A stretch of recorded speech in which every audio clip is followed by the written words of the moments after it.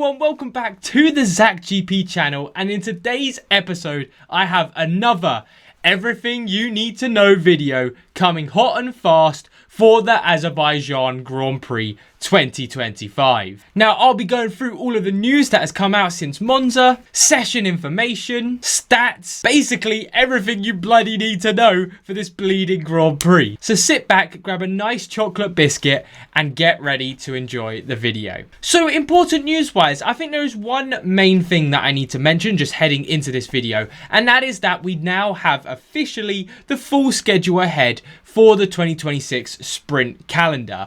Now, what does it mean? Well, half of the tracks we now know, okay, gonna live up to a decent sprint race potentially, and the other half, what the hell are they thinking? I'm looking at you, Singapore. Singapore is hard enough in an actual race to make overtakes. Now bring it into a race where we're not even basically getting pit stops.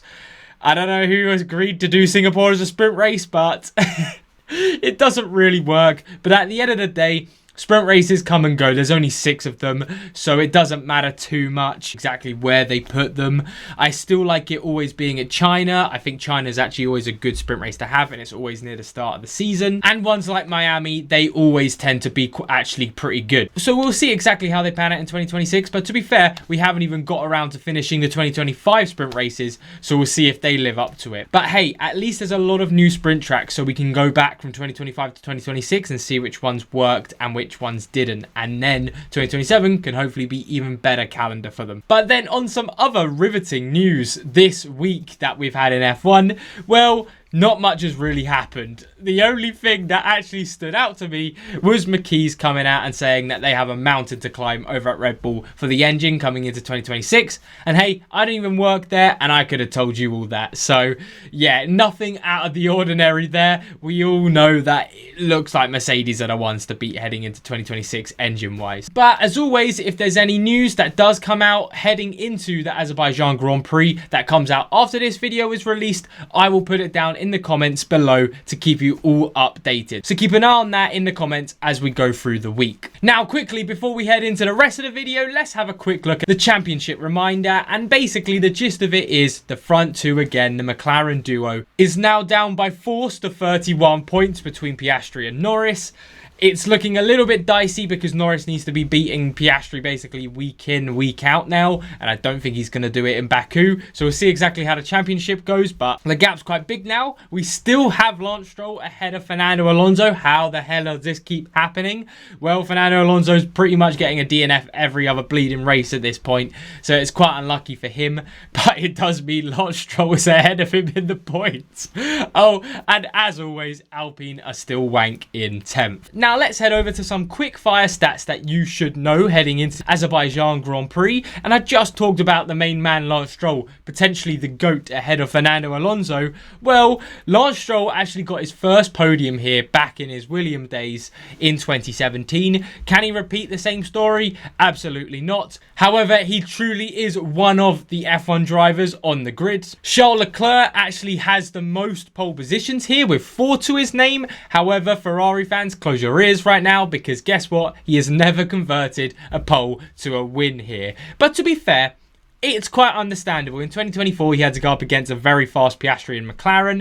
In 2023, he got the pole, but we all knew it was going to be a Red Bull that won that race. Red Bull was absolutely dominant in 2023. And then basically you go through all of the other ones and there's always an excuse. Now, heading into the most wins, and because it's quite a new circuit still, it's only been around since 2016, the most wins actually goes to Sergio Perez. So there's quite a few weird stats I forget about before heading into this weekend. But Perez with 2 race wins does lead the most amount of wins here at Baku. However, if Piastri wins here again, it could change. Those are some quick fire stats for you heading into the Azerbaijan Grand Prix. Let's now head over to your session information. Well, straight into the session information. As per usual, for most of the circuits, it is a normal race weekend. None of this sprint malarkey anytime soon for now. So what does that mean for anyone coming in? Well, on Friday, we have FP1 and FP2. On the Saturday, we have FP3 and then the qualifying later in the day. And then on Sunday, Sunday, we just have our main events of the race. Now, on the full schedule wise, we actually do have another F2 weekend as well, if you want to have a little look at any other racing going on this weekend. But sadly, no Porsche Cup this weekend and no F1 Academy either. So with this all said and done, let's now head over to your weatherman ZachGP for a rundown of what it looks like coming into this weekend. Hello everyone, it is your weatherman ZachGP, back with another special weather report heading into the Azerbaijan Grand Prix. And as you can see, whoa, what's going on behind me? But we do have a new and improved weather layout. So let's start off with Friday's showings. And coming into Friday, it looks like the rain is going to edge us throughout the entire day. It looks like it will be around 10 to 30% coverage throughout the entire day. However, temperature-wise, it looks like it will be around the mid-20 degrees throughout the sessions of FP1 and FP2 on Friday. So, usual stuff on the Friday. Then heading into Saturday, and we have quite a similar thing with the rain. Again, a little bit of edging going on there. This time round, a little bit more prominent, around 30% coverage throughout the entire day. However, nothing to be fretting about right now. However, this time round, temperatures drop to around 21 degrees during our session times. So, who will that play into the hands of? We always talk about it being Mercedes, but at this point, it's up in the air what it will actually do. And then finally, on the Sunday, we keep those low temperatures around 21 degrees throughout the entire race. However, this time round, it looks like there'll be zero chance of rain, unless you are counting that 6% coverage around 1 o'clock.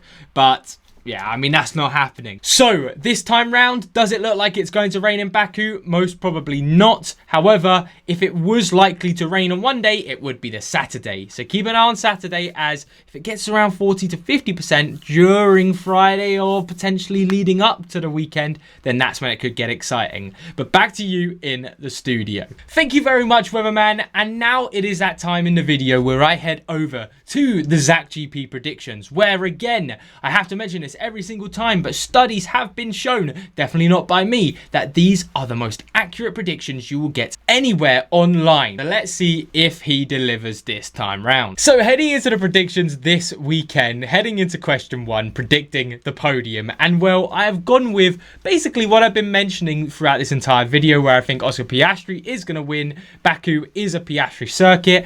I'd be surprised if Piastri wasn't the favourite heading into this weekend. With Lando Norris, his teammate, I do expect McLaren to be back up at front, and Charles Leclerc in 3rd place. Again, Baku normally is a half decent track for Ferrari. I do think it will be between him and Verstappen for 3rd place. Then heading into question 2, who will take the pole position? And I'm so sorry to do this to you Ferrari fans, and I have to go Charles Leclerc. He has done it so many times in the past. Even like I mentioned, when Red Bull looked dominant in 2023, I wouldn't be surprised if he could put it pole even to the McLarens this time out, but it just doesn't look like he'll be able to hold on. So I've gone for Charles Leclerc pole position, but I don't think he's going to hold on. Then heading into question 3, who will qualify highest out of the Alpine duo? And I think I have to go with Pierre Gasly. It's the safe bet here, and I just don't see Franco Colapinto doing anything special. Then heading into question 4, I think 6 teams will get into Q3, because this time around, I do think that Ferrari, both of the cars will come in. I do think Antonelli will pull his weight here as well. So that will mean that is 8 of the spots taken, potentially 7. I don't know what's going to happen with Yuki. And realistically, I do think it will be either both Racing Bulls or an Aston Martin or potentially a Sauber. It will be one of those 2 teams that will scrape in, but I don't think it will be 7 this time round. Who will finish the race ahead? Well, I've gone with Fernando Alonso, and I like what they've done with this question because it's both of the DNFs from Monza. Realistically, if Fernando Alonso doesn't have another DNF, he will beat Nico Hulkenberg, I believe. I mean, you could say the exact same situation for if you wanted Nico Hulkenberg to win, but you catch my drift. Fernando Alonso looked phenomenal in Monza. He'll be the exact same in Baku if he can just cross the line. Who will set the fastest pit stop? And I've gone for Ferrari here, as they give more points than McLaren. However, there's about 50-50 between those two, whoever will get those points. When will the safety car, virtual safety car, be deployed during the Grand Prix? Well, I've gone for no safety car, virtual safety car. Basically, it is very much the outlier. However, I just don't see what lap I could predict it to happen. And that's why when lap 2 to 10 is only 10 points, lap 26 to 45 is only 15 points, I think why not just go for the gamble and go for 30 points with no safety car. Heading into question 8, who will set the fastest lap? And I think it will be our race winner of Oscar Piastri. Which team will score more points? I believe it will be Racing Bulls. Again, with these 3 teams, it's kind of pick a name out of a hat, see which one it lands on, go with them. I like Racing Bulls in the middle at 15 points. AZERBAIJAN could easily get a P8, P7 around here. And then finally, will we see a new winner at the Azerbaijan Grand Prix? And I've gone no, because I think Oscar Piastri will actually win the race. But comment down below, what are your predictions for the race this weekend? And as always, if you want to join an F1 Predicts League, head over to the ZachGP League. Here is the league info. It will also be in my socials down below if you want to join. We have 214 people in it at the moment. So thank you all so much for joining. And hey, let's get back to the video. And now finally for this video, let's quickly head over to the ZachGP analyst to get a quick circuit overview. The Azerbaijan Grand Prix debuted in F1 in 2016, with Nico Rosberg taking the win. There are 2 DRS zones, 20 turns, and 51 laps for this 6.003 kilometer circuit. Baku always comes and delivers a crazy race, so let's see if 2025 is more of the same.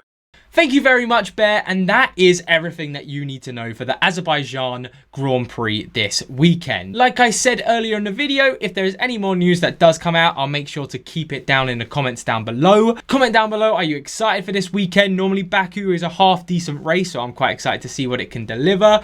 Can Lando Norris pull up his weight and potentially go toe-to-toe with Piastri? Like I showed before, I think Piastri will win it. But thank you all so much for watching this video. Make sure to like and subscribe if you enjoyed this video today, and I'll see you all very soon for another video. Enjoy the rest of your day and enjoy the rest of your week.